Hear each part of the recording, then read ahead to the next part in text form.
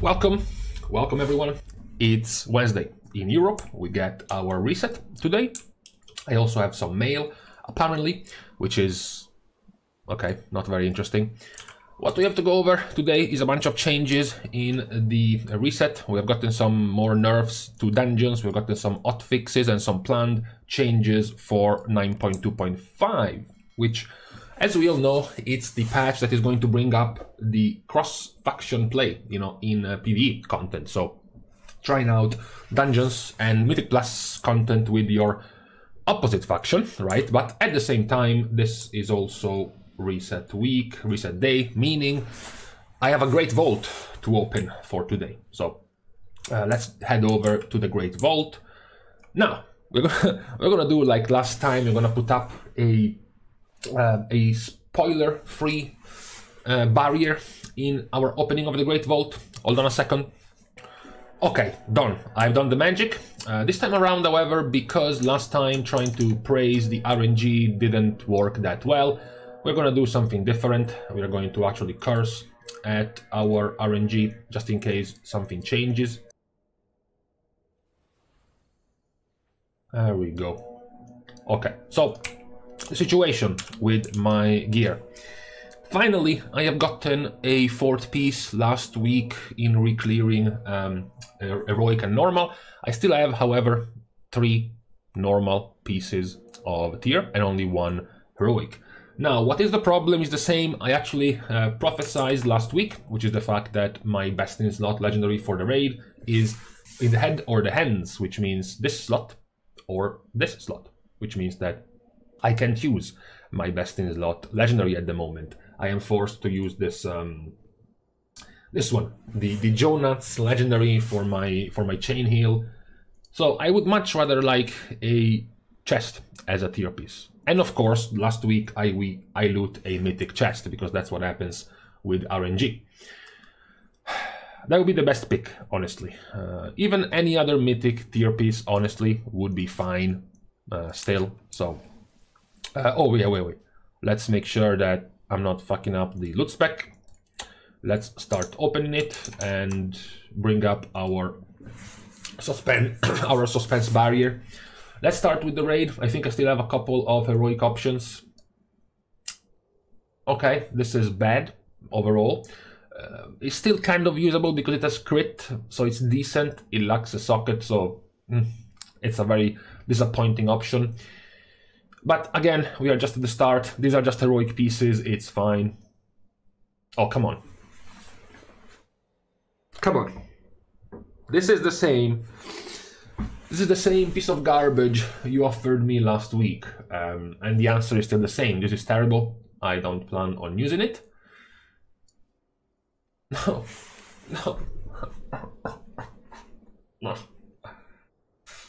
Okay, this shield is garbage. I don't plan on using it ever. It doesn't have secondary stats. I don't care about this. So we have another miss for raid. But again, it's time to be more excited because heroic and mythic are still kind of weird, but mythic dungeons are here to save us. 278 pieces, all of them. So let's start with the first one. Oh well, at least it gets indestructible, at least I can make sure that when I don't pick it, it's not gonna go and disappear. It's gonna stay in the vault and be offered to some other unfortunate soul. Okay, second. Oh, great, it's the same cape of last week. Well, you know what? If you want to look at the glass half full, once again, the Great Vault has decided to keep things hyphy and leave my mythic tier piece for last. So that's pretty cool, honestly. It's pretty cool of the Great Vault to do this for us today. Let's go.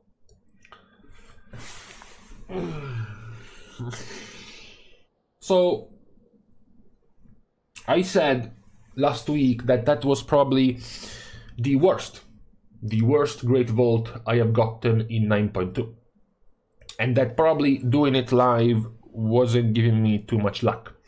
But then I decided to do it again, And the result this week is that this Great Vault is even worse than last week's Great Vault. I didn't think it was possible, but we did it, guys. We did it, guys. It wasn't easy. It wasn't easy. It took some effort to find such horrible options. Yeah. It's a pretty good achievement, honestly. This one in particular, you know, pens that are not the tier piece and that have the two worst possible stats I could have, because, you know, at least you can start thinking, well, next week, I know this. Next week the creation catalyst becomes active. So sure, these pens are not a tier piece, but next week I can simply turn them into a tier piece. No, because they have the completely wrong secondary stats, so I can't even do that.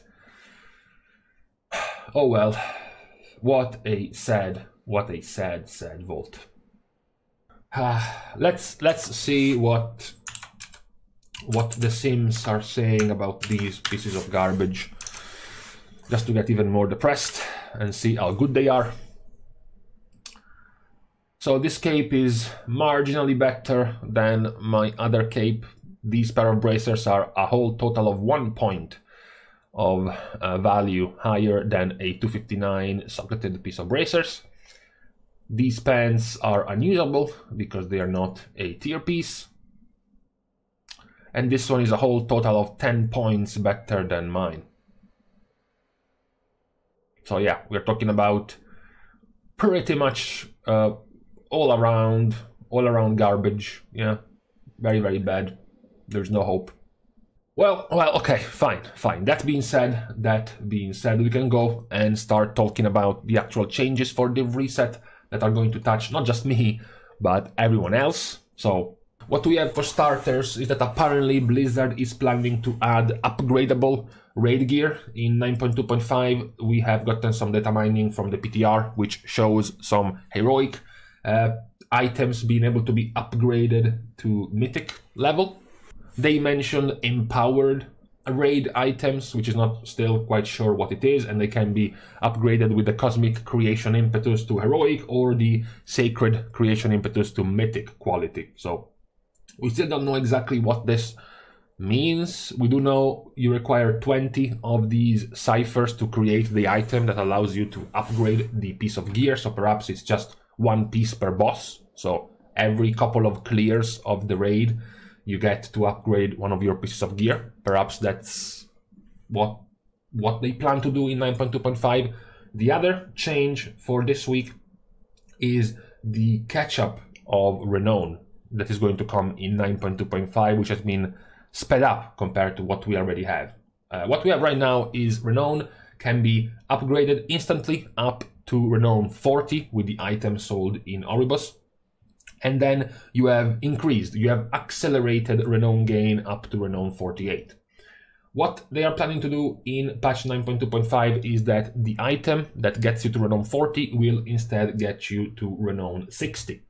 So that's much closer to the end of your Renown grind. What is also important is that upgrading to Renown 60 gives you all of your unlocked conduit slots.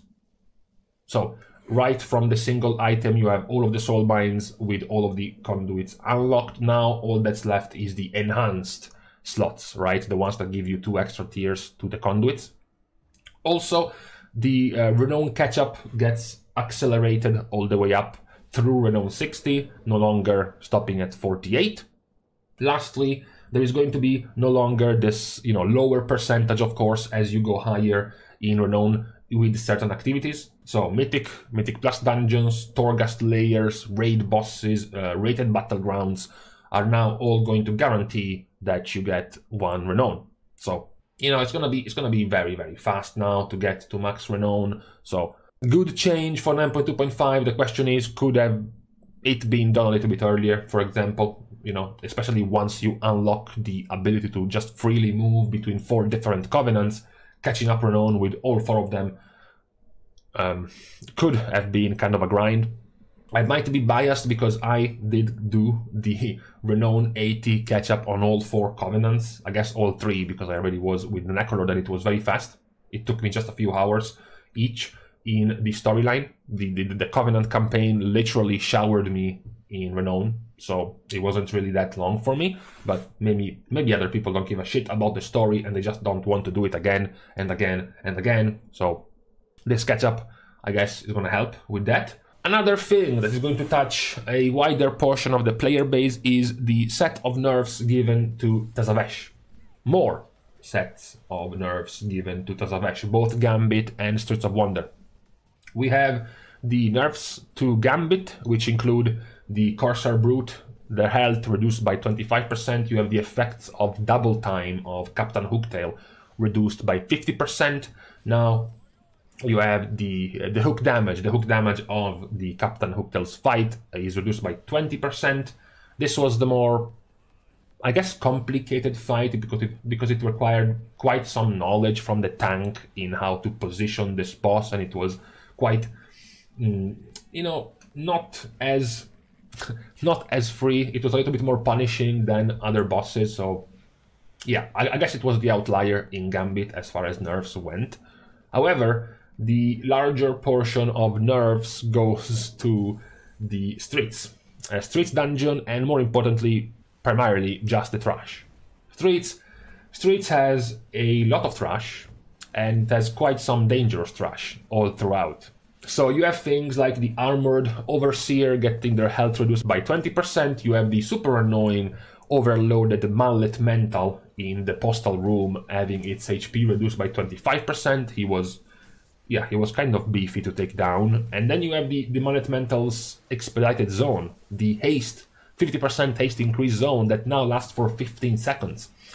It's pretty good now. Now you should, by the way, as a tip, you should leave one of the 3 packs that are in the Postal Room, leave the last pack, leave the last Mallet Mental of the last pack alive, and right as he dies, go and pull the boss.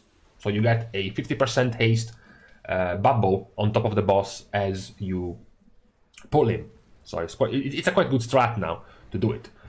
Then you also have probably one of the bigger ones, which is the carrying goods while in the market no longer prevents the holder from using abilities. If it works as intended, this pretty much means that now tanks can do the carrying and basically be fine now because they can use abilities. So that's pretty good for the speed of that part.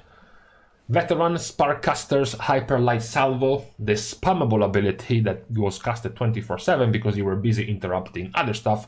The damage is reduced by 20%, and the total number of bolts fired by the salvo has been reduced, as well as the Wise Guy's Hyperlight Bolt, so the other type of Hyperlight spam, is reduced by 20%, and the Calter Skulker's Quick Blade damage is reduced by 40%. So these are all of the nerfs to both of the Tazavesh dungeons, particularly Streets. It's going to be quite interesting to see all of these, I guess, fortified nerfs happening in a fortified week, just to see what changes in Streets. We also have, as a change for last, the missing link. You know, you went into Zavret Mortis, you started upgrading your console, your Cipher of the First One's console, and then you unlock the Visual Understanding, and you were told to get access to the core configuration console in Exile's Hollow, allowing you to customize Pocopoc's appearance.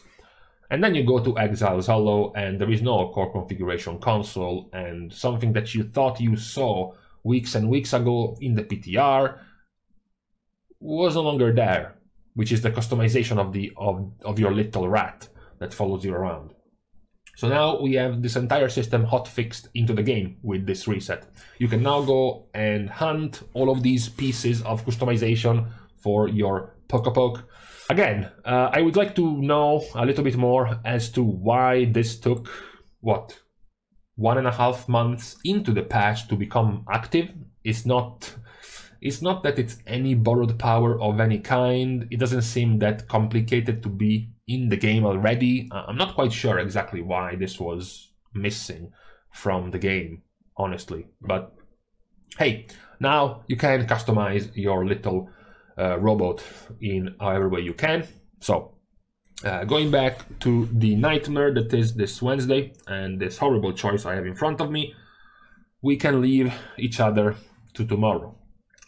In a very sad note, unfortunately for me, I hope you have gotten something better from your Great Vault. It's not that difficult to get something better than this abomination, to be fair.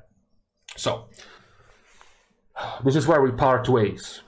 Thank you guys for watching the video and for helping to contribute, growing the channel. You can do more by liking and commenting down below, as well as, of course, subscribing to this channel. This time around, given the absolute state of my Great Vault, I am going to keep open and unlock the subscription button to everyone who has had more luck than me for this week in their Great Vault. Thank you guys for watching. See you guys soon, and in the meantime, I mean, it's fine as a joke, as a practical joke about the Great Vault giving me terrible items, but honestly, this is kind of annoying.